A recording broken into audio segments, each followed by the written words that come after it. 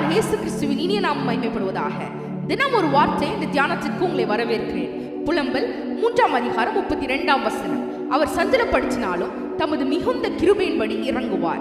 ஆம் பிரியமானவர்களே, நம்முடைய வாழ்க்கையில் அநேக விதங்களில் நாம் சஞ்சலப்படுகிறோம், வருத்தப்படுகிறோம், வேதனைப்படுகிறோம். அநேக வேளைகளில் நம்முடைய பாவத்து நிமித்தம் கர்த்தர் நம்மை சிட்சிக்க வேண்டியதாய் இருக்கின்றது.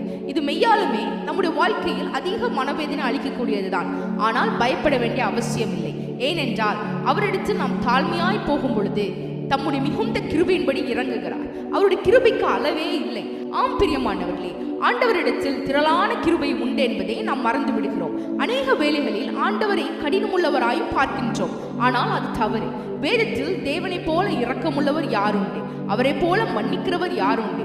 நம்மையாலுமே நம்மை தாழ்த்தி தேவனிடத்தில் போகும் பொழுது நம்முடைய இருதயத்தை பார்க்கின்ற தேவன் உடனடியாக உள்ளம் உருகுகிறார். பிழைத்திரு என்று சொல்லுகிறார். நமக்கு ஒரு புதிய வழியை காட்டுகிறது மாத்திரமல்ல, புதிய நம்பிக்கையும் அவர் கொடுக்கிறார். ஆகவே சஞ்சலப்படும் பொழுது பயப்படாதே, தேவனிடத்தில் போ. அவரிடத்தில் மிகுந்த கிருபையும் நம்முடைய வாழ்க்கைக்கு விடுதலையின் வழியையும் அவரிடத்தில் இருக்கின்றது. அவரை நம்புகிறவன் ஒருவனும் வெட்கப்படுகிறதில்லை, வெட்கப்படுவதும் இல்லை. கர்த்தர் நல்லவர் என்பதை ருசித்து பாருங்கள். அவர் மேல் நம்பிக்கையா இருக்கிற மனுஷன் பாக்கியவான். இன்றைய நாள் உங்களுக்கு ஆசீர்வாதமான நாளாக இருப்பதாக. ஆமென்.